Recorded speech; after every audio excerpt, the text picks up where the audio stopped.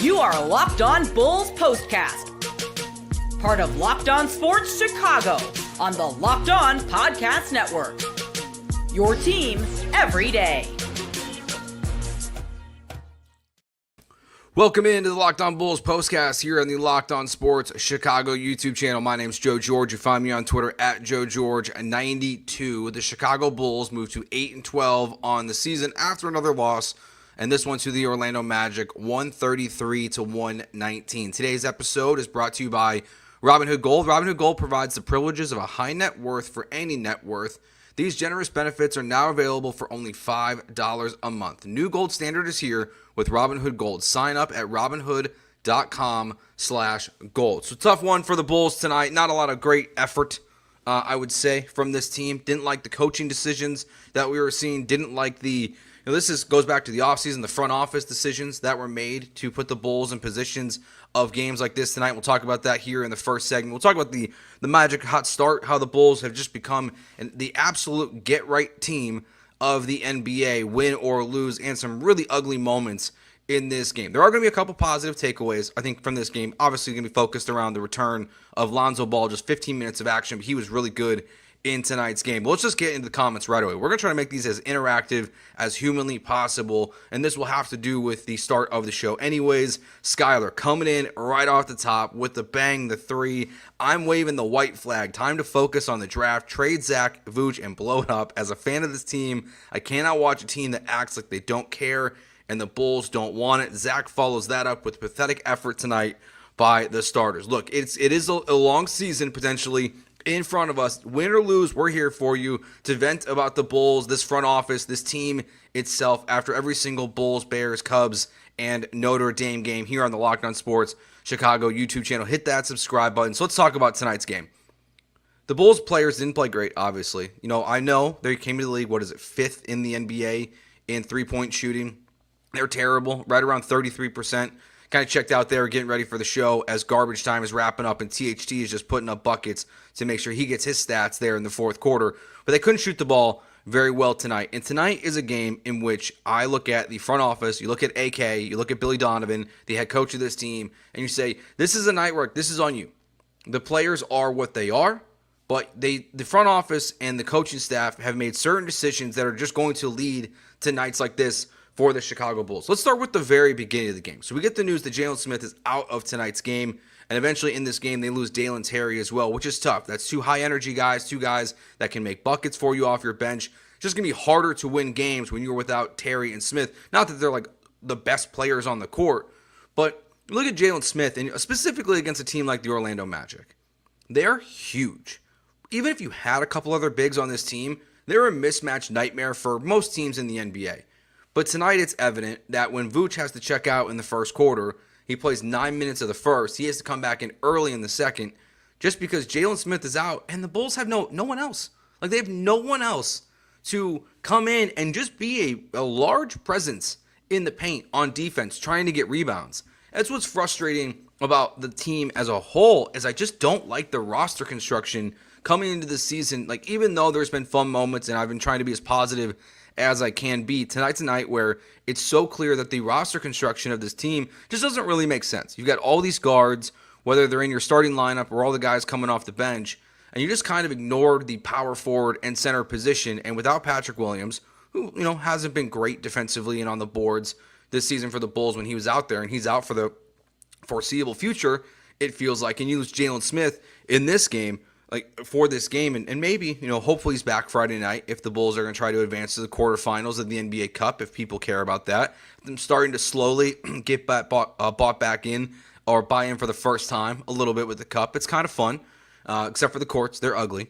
But you just don't have a big man to answer when the Magic are really just having their way with you when Vooch is on there, but specifically when Vooch is off the court. I hate the roster construction as it is for that reason. You just do not have the bodies that you need to play against a big basketball team like this. And then in the game, the Bulls, while they've been pretty good this year at three-point shooting, but you go back to those 20-point comebacks, where do they start and end with? They start with your three-point shooting, where they're terrible, and then they become an incredibly hot team at some point in the game.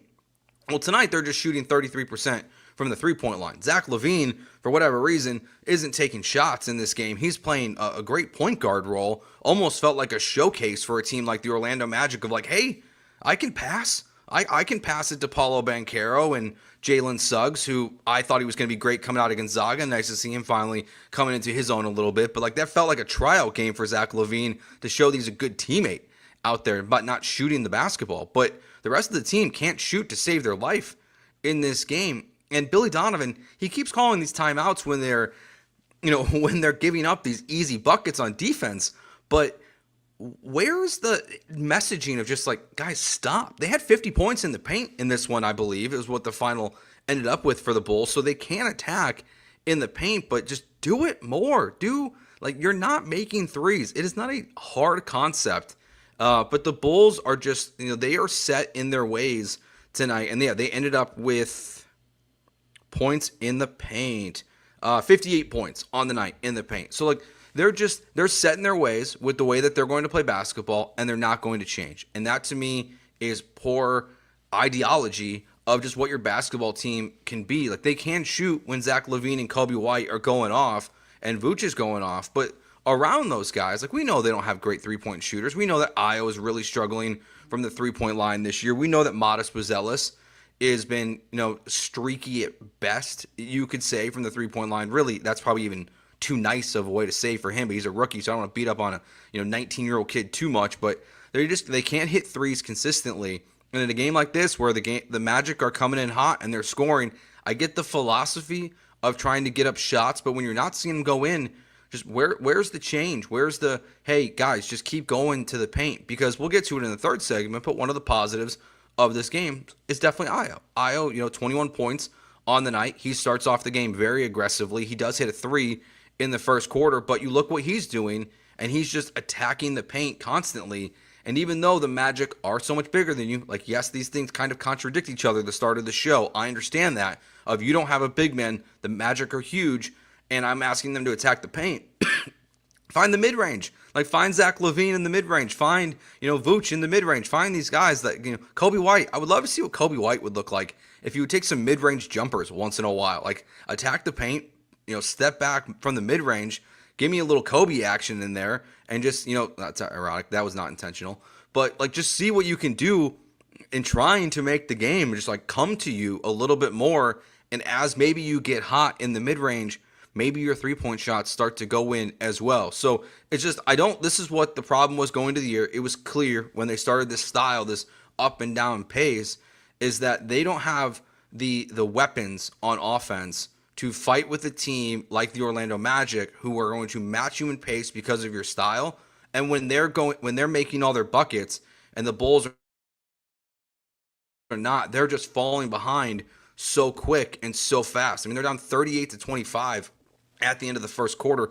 And frankly, I thought the Bulls played okay the rest of the game. I mean, the fourth quarter, it's garbage time, but they do win the third and fourth quarter of the game tonight. And so they start to play better. They only get outscored by 6 in the second quarter, but when you get outscored by 13 points in the first quarter, and that has been something that the Bulls have really struggled with a lot this year, is just these incredibly slow starts. So maybe, not just shooting a ton of threes and watching them brick left and right is a great idea. And, Zach here in the chat says Kobe's shooting regression has been a tough thing to watch. Him and Ayo both. Like, Ayo's not the three-point shooter that Kobe White is, but when you look at his career percentages and maybe it's the usage rate is so much higher now this year, I'd have to look into that more. But those two guys not being able to hit threes is just really damaging the Bulls' success early in these games. And when Zach LaVine is not an active participant in the offense early in these games, which is just a decision that, once again, the Bulls are consciously deciding to make over and over again, is not have Zach LaVine be the showcase of your offense. I like that they're getting Vooch involved, or like that's what we talked about a lot, for the first 10, 12 games of the show. But on a night like tonight, like, you need Zach LaVine to come in and just be better and be more involved. And he wasn't, because you're just not getting enough from the other guys. So this is a long season. There's going to be a lot of reason why the Bulls lose games. But a night like tonight is where I look at the front office of this team. I look at the coaching staff of this team.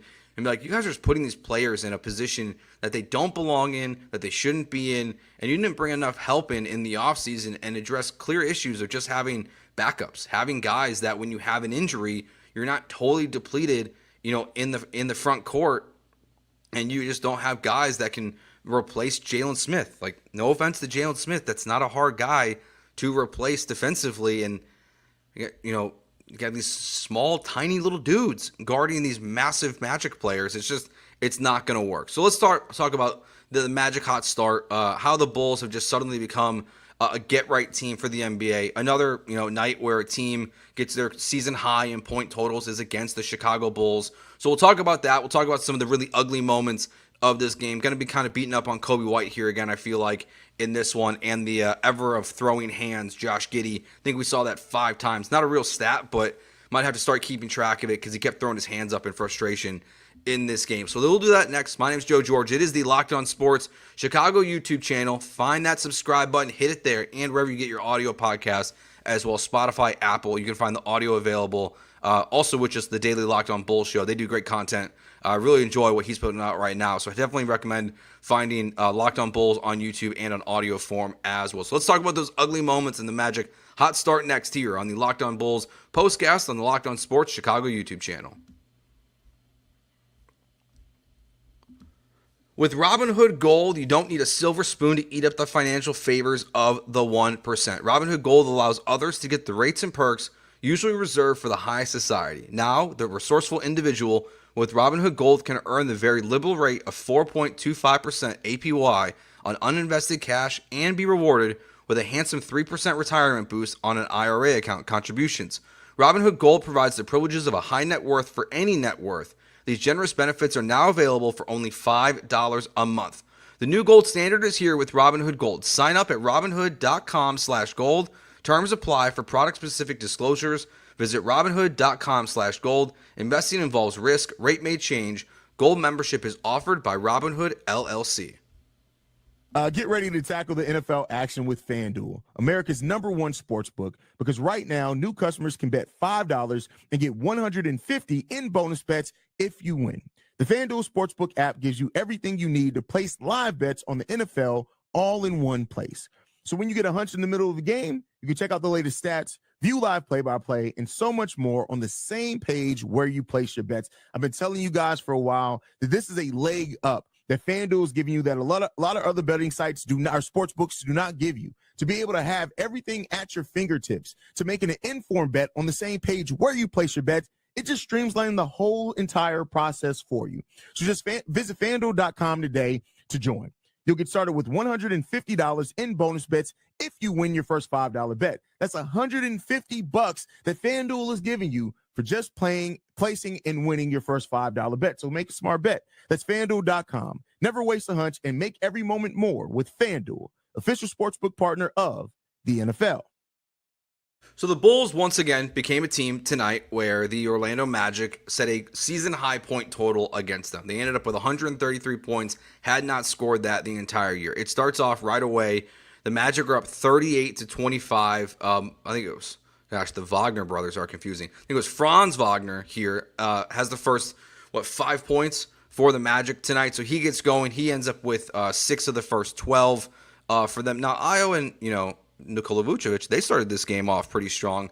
They've got a handful of points. They got the Bulls' first 12 as well. So they're going back and forth. Like, you're seeing these guys, kind of Scruggs and Franz, and then Io and Vuce are going back and forth. But then right away, the ugly basketball starts to show up for the Bulls in a major way. Back-to-back possessions that are just pretty disastrous. So Kobe White has a terrible pass that goes out of bounds. He throws it away. The Magic score. Josh Giddey goes back down the court on a fast break opportunity. He gets ripped immediately. The Magic go right back down, and they're just, the ugly basketball just starts right there. The biggest issue I have with tonight's game, there's a handful of possessions where Lonzo Ball in 15 minutes, we're going to talk more positively about him in this next segment, but right now, the problem with Lonzo Ball is not Lonzo Ball. It's the guys around him in a night like tonight where he makes his return. He has, 5 steals on the night. He hits 2 threes, so he has a very efficient game in just 15 minutes. But 4 times tonight, Lonzo Ball had a breakaway moment, and the Bulls just had a brick three, or one of them, Lonzo Ball, had a very errant pass. But the other ones, they're just taking these three-pointers that are not going in, like we talked about in the first segment. And my biggest frustration, this is an NBA-wide problem. This is not a Chicago Bulls-specific problem, but they're very guilty of it. Kobe White's bringing the ball up the court in a kind of fast break, like not full fast break situation. It's 1-on-4. There's 4 Magic players in the paint around the three-point line. I don't know where the rest of his teammates are, but he's just jacking up a three 5 seconds into the shot clock. It clanks off the rim because he's not hitting anything in a game like tonight. And the Magic get the easy rebound, drive it right back down the court. They get a three, and it's a 6-point swing. And that's what's happened with these Lonzo possessions too, where he gets the steal, they brick it, but then the Magic are coming back down and they're scoring right away. So it's not just that, like, the Bulls they let teams have these big momentum swings when they have moments where if they just make their shot, like, it's fine. But because they're not going in, and because the Magic are having a hot night, the Bulls are having these 6-point swings all over the place throughout this game. And it's very frustrating. And look, they're frustrated. Okay, Nikola Vucevic had a very un-Vooch-like play where I guess he just didn't really know where the ball is. He tips it up, it goes out of bounds. If you're listening to the broadcast and have the sound on, because I know not everyone does that, you hear this little noise, and then Stacey King and Mark Shanowski, I believe it is, on the play-by-play tonight, they're kind of laughing like, what's going on? Because their drinks are on their lap because Vooch had to kick the table because he was so pissed as he's walking off the court. So, like, the frustration for the Bulls players is there, which, like, that's where the very first comment of the show from Skyler about the team quitting, like, I don't know. Like, they seem frustrated. Like Josh Giddey is making bad decisions in these games. He's making passes that then are okay, but they're being mishandled and falling out of bounds. And he's throwing his hands up in the air in frustration. You've got guys that are open for three now, and they're going to the paint. They're wide open. They're not getting the ball. They're clearly frustrated. Like, the Bulls look like a very just frustrated basketball team tonight. I mean, Billy Donovan is having to burn these timeouts because the Magic are just going on these quick runs to start quarters. Another thing I've noticed that I think we all kind of have with the Bulls this season is, and goes, I don't know if this is players, this is coaching, probably a mixed bag, but they start these quarters and the other teams always seem to have success, not just in the first quarter where the Magic are having these big runs, but I think it was in the second quarter, in the third quarter, Billy Donovan's having to call a timeout in 3 possessions into the quarter because the Bulls are just playing bad basketball. And it's just, he's having to stop the bleeding so quickly. Like to start quarters like that just kind of shows you who they are right now as a basketball team. It's just something that can't continue. But just a lot of sloppy play. You see an 8-0 Magic run at one point that puts them up 19 points. Another Kobe White turnover that led to a Magic 3 that put them up 20. That put the Bulls down 73-54 basically at halftime. And then again, Josh Giddey gets a breakaway off a loose ball, and he immediately gets it to Kobe White. He gets the breakaway. They lose it. The Magic don't score on this one, actually. Kobe White runs down, shoots a 3. The Magic then go back and score. So the Bulls have 2 opportunities to score, and that's when it makes it 81-56 when Billy Donovan calls one of those timeouts after just sloppy play to start the third quarter. Couple other things, like obviously the end of the quarter, which questionable call, yes. Josh Giddey needs to be a little bit more intelligent than that, I would say. But the Bulls have it down to, I believe it was 16 because I think they changed the score going into the fourth quarter because I think the scoreboard had it off, so I'm not even sure exactly what it was. So the Bulls are either down 15 or 16, and then Josh Giddey commits a foul on Jalen Suggs, which ends up being 0.08 seconds left on the clock. And then he makes all 3 free throws, so the Bulls are down 19 there at the end of the third quarter. And another pet peeve of mine, there's 0.08 seconds left. That's actually enough time to put up a shot. Josh Giddey, the ball is still in his hands. Like, if you're going to take a full court shot, get it up before the clock expires, or at least put some effort into it. But just another little thing for the Bulls tonight where they just, let this thing kind of get away from them in these little moments. Like, that's the lesson I think that we all don't need to learn anymore, that the Bulls have just taught us through, 20 games into the season. So we're about a fourth of the way, I guess, through the NBA season already, which is crazy. But they just take bad shots. They miss easy passes. They take bad three-pointers, and they just play frustrating basketball at times. And a night like tonight is one where, look, the Magic are a good team, but you beat them earlier this season, and they got their revenge in this one. So let's look at the positives here. We can hit a little bit of positive stuff on this show tonight because you know what? We got 62 more of these things basically to be doing this season, and maybe it's a little bit more if somehow the Bulls actually advance to the quarterfinals of the NBA Cup in Las Vegas. They can get a win over the Celtics on Friday night. Almost laughing as I'm hearing myself say that out loud, but got a lot of these games left, and there are positive things to take away from this game, even if it's just a little bit of a feel-good story from Lonzo Ball like we got tonight in his return to the Chicago Bulls. I believe this is his fourth game of the season coming off the wrist injury. So Lonzo's back tonight. So let's talk about that, what it meant for the Bulls, some of his impact plays, and the performance of Ayo Dosunmu tonight was really good as well. And also just a clear decision that Billy Donovan has made that I'm actually very much a fan of. We'll do that next here on the Locked On Bulls postcast on the Locked On Sports Chicago YouTube channel. All right, PSA for anyone who rents. If you haven't heard of BILT, you're about to thank me. Earning points on rent is now a reality when you pay your rent through BILT. You don't even have to check with your landlord to start earning points that you can use towards flights, hotel stays, fitness classes, and even your next rent payment. Let me break it down for you. There's no cost to join BILT, and as a member, you'll earn valuable points on rent and on your everyday spending. BILT points can be transferred to your favorite hotels and airlines, and even the ones you haven't heard of. There are over 500 airlines and 700,000 hotels and properties around the world where you can redeem your BILT points toward. Points also can be redeemed towards a future rent payment and unique experiences that only BILT members can access. So if you're not earning points on rent, my question is why not? Start earning points on rent when you're already paying by joinbilt.com/lockedonnba. That's joinbilt.com/lockedonnba. Make sure you use our URL so that they know we sent you. Join bilt.com/lockedonnba to start earning points on your rent payments today. Okay, positive moments. First thing I like from this game that we see again, 7 minutes and 40 seconds left to go. Back-to-back, Billy Donovan's going to change his strategy up a little bit. That's when we see Lonzo Ball and we see and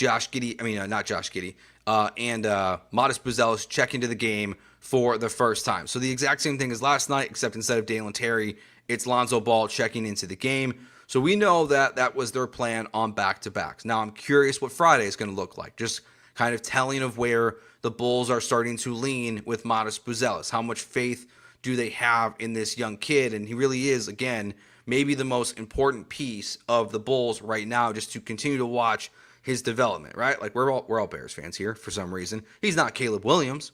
He's probably not even Roma Dunze.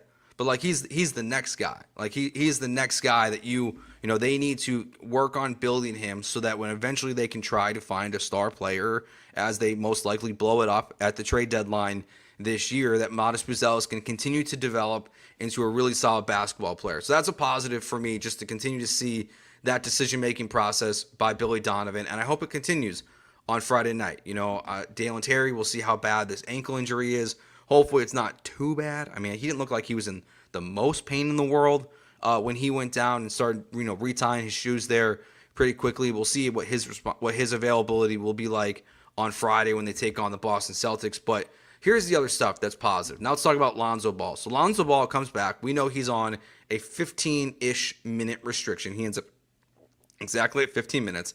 He goes 2 for 3 from the three-point line. Those are his only 3 shots on tonight. He has 1 rebound, 3 assists, 4 steals, 2 blocks. He does have two turnovers, but he's a +7 on the night. And at one point, the Bulls, when they were the only time they were a plus-minus early in the third quarter, or when he was out there on the third quarter before he was done for the game, the Bulls were a +5 in this game with Lonzo out there. Now, I don't know how far he can go this year, or really ever again. Like I cannot imagine a world, just because I'm still surprised, frankly, that we're here today, that Lonzo Ball is even out there on the court where he's a 30-minute-a-game guy. Like, I think we're not, 15 minutes is light. I don't think he's more than 25 minutes in a basketball game. I would love for it to be more, because the team just operates differently when he's out there. They move at a different pace. They move with more efficiency when he's out there. And obviously we saw it tonight, those 4 steals, they were just, a lot of them were either great effort or great instincts. I mean, the one that he had where it was just kind of this lazy pass to the Magic center who's out there near the 3-point line, he just comes up and rips it. I believe that was the one before he turned it over himself, and just threw the ball out of bounds. But like those defensive instincts, the basketball IQ is so high for Lonzo, and we just saw that translate in his first game back. So that's a huge positive thing. And part of it's not like, it might not lead to wins and losses for this team, but what you want it to lead to is just, that's maybe what Io can be. Like not that level of defense, but like, what can you learn from Lonzo Ball? What can the players be taught? Josh Giddey, Io Dusamo, like what can they see by the way that Lonzo is reading things defensively? The energy that he brings to this team, where like they do start slow all the time, and maybe in the future as Lonzo gets ramped up, like maybe he does have to get put back into the starting lineup, so the team just starts faster in these games. So really happy with Lonzo Ball's return. I mean, you really can't expect much else from him in this game to be that efficient in that few amount of minutes, and just to see the effortlessness that it is out there. It's just it's really, like I said, it's shocking to me. Like I never really thought, like I give guys like him a lot of credit who have just battled through so much, and obviously we're all Bulls fans, so we know the Derrick Rose story, but like the way his career ended with the fact of how long he just played in the NBA. Lonzo Ball is just kind of doing the same thing. Like when everyone has counted him out, he has just fought back to get back on the court. So that was a really nice thing to see for the Bulls tonight in his return. Now Io Dusamo, he's a -19. That's partially because the Magic were just red hot.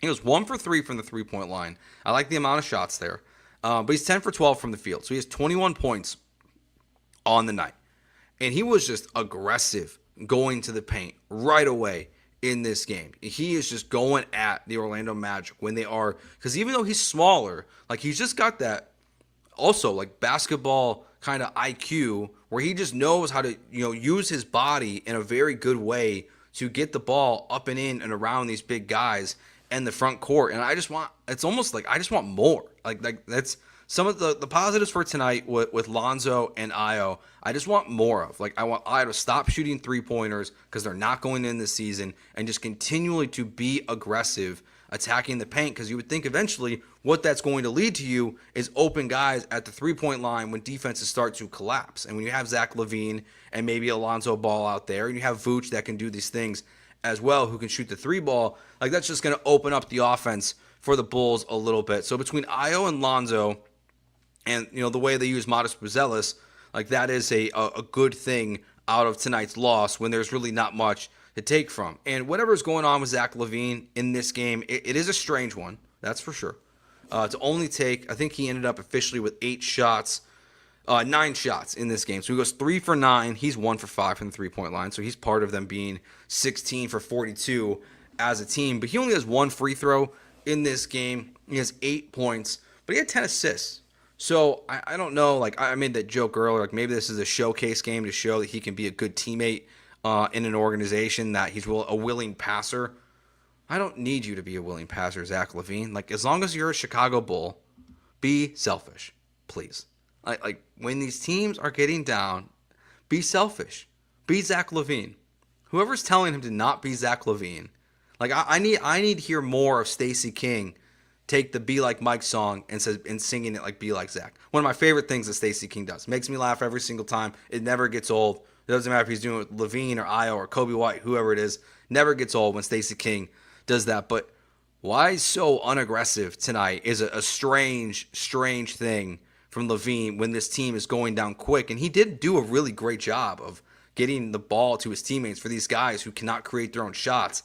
But you just don't need to do it to that extreme, or do it and then on other possessions demand the basketball and just be ripping shots even when you're 1 for 5. I'd rather you be going 1 for 5, Zach LaVine, than seeing Kobe White, who is really on a roller coaster of a season from the 3-point line. That's going to do it for this episode of the Locked On Bulls Postcast. My name's Joe George. You find me on Twitter at JoeGeorge92, on TikTok and Instagram at Joe George Radio. Longtime Chicago Bulls fan. We'll be back on Friday night. after they take on the Boston Celtics in their final NBA Cup game and try to advance to the quarterfinals. Hit that subscribe button to Locked On Sports Chicago here after every single Bulls, Bears, Cubs, and Notre Dame game as long as they go through the college football playoffs. So that will do it for us. We will talk to you on Friday night. Peace.